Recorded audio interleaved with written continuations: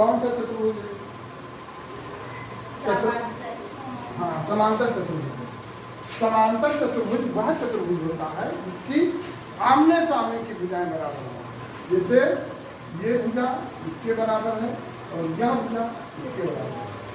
आमने सामने की भुजा बराबर हो उसे हम समांतर, यानी समान अंतर, समांतर में समान अंतर हो दोनों के बीच में, जितना अंतर यहाँ है उतना अंतर यहाँ, समान अंतर, एक समान अंतर, जो अंतर यहाँ से यहाँ तक वही अंतर यहाँ से यहाँ तक, समान अंतर दोनों के बीच में हो तो उसे हम समांतर चतुर्भुज कहेंगे।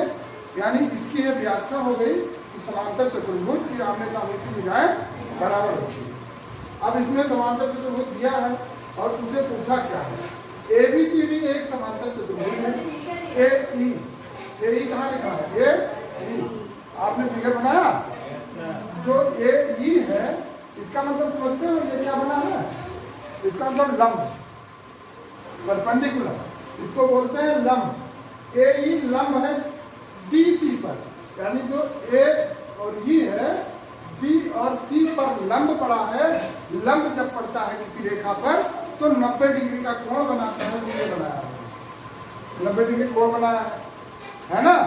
और फिर दूसरी बात बता रहा है CF कहाँ है? C और यह C और यह ये लंब है AD पर। AD कहाँ है? यानी AD पर CF लंब है और इस पर AE लंब है, तो इसका मतलब इसमें त्रिभुज भी बन गए। आपको समांतर चतुर्भुज है, समांतर चतुर्भुज का अब आपको क्या जो भी ज्ञात करना, क्षेत्रफल ज्ञात करना हो या कुछ ज्ञात करना हो, यह है AB कहाँ है? A और B 16 सेंटीमीटर, AB 16 सेंटीमीटर, मतलब BC भी 16 सेंटीमीटर होगा। लेकिन फिलहाल हमको इस समय इसकी जरूरत नहीं है। AE 8 सेंटीमीटर, AE यानी ये 8 सेंटीमीटर है, यहाँ से यहाँ तक 8 सेंटीमीटर है। CF 10 सेंटीमीटर, CF यहाँ से यहाँ तक 10 सेंटीमीटर है। क्या नहीं पता है तुमको? AD कहाँ है? A और D, तो क्या ये पता है BC? अगर जो हम कहें कि ये कैसे पता करोगे तो क्या करोगे?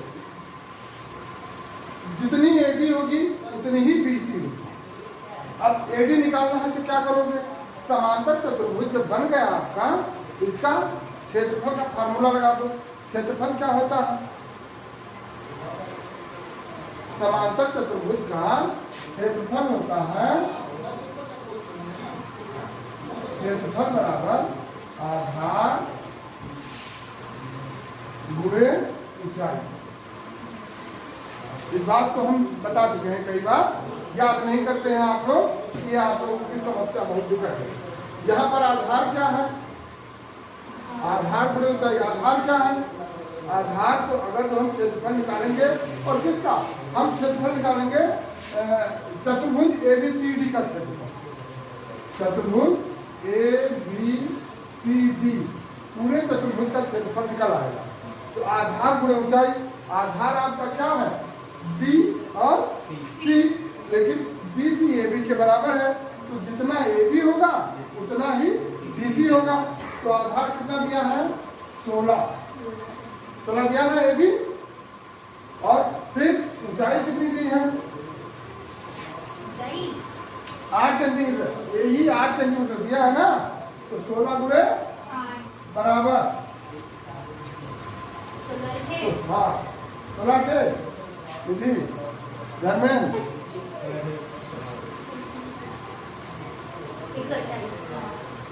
सेंटीमीटर स्क्वायर, 16 से 28 सेंटीमीटर स्क्वायर। लेकिन अभी आपका सवाल नहीं हल हुआ है, ये तो आपने चतुर्भुज का क्षेत्रफल निकाला है, और ये सवाल में कहीं पूछा भी नहीं है। पूछा है सवाल तो आपसे पूछा है AD बताइए, AD है ये, AD तो छुआ तक नहीं गया, तो निकालना तो आपको AD है। लेकिन फिर वही बात होती है कि ABCD का क्षेत्रफल निकलता है, यानी जो समांतर चतुर्भुज होता है उसका क्षेत्रफल आधार की ऊंचाई से निकलता है। अब ये एक तरफ ABCD का, यहाँ हमारी ऊंचाई ये हो गई, लेकिन अगर जब इधर से देखें तो ऊंचाई ये हो जाएगी। ये भी तो है लंब, तो ऊंचाई ये हो जाएगी। और CF आपका दिया है 10 सेंटीमीटर दिया है, तो हम दोबारा लगाएंगे बी सी डी का क्षेत्रफल, ABCD का क्षेत्रफल, फार्मूला वही, आधार गुणा ऊंचाई ही होगा। तो अब इसकी आधार क्या होगा? आधार तो तुमको पता ही नहीं है ना, तो यहाँ पर तो केवल आप AD लिखोगे, AD, क्योंकि आधार नहीं पता है आपको। और ऊंचाई, ऊंचाई आपको पता है, ऊंचाई कितनी है? CF 10 सेंटीमीटर, तो AD गुणे 10। और आपने अभी इसके पहले ABCD का ही क्षेत्रफल निकाला है जो 128 सेंटीमीटर स्क्वायर आया, मतलब जो ABCD का क्षेत्रफल है हम यहाँ 128 सेंटीमीटर लिख देंगे, क्योंकि क्षेत्रफल तो पता है ना। तो 128 बराबर AD गुणे 10। बात समझ में आ रही है धर्मेंद्र? आ रही है, नहीं आ रही है?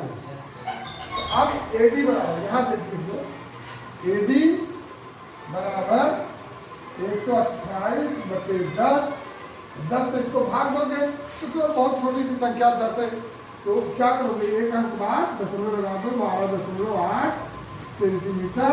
आपकी AD की लंबाई 12.8 सेंटीमीटर हो गई। क्या समझ में आया? जो क्या समझ में आ गया बच्चे?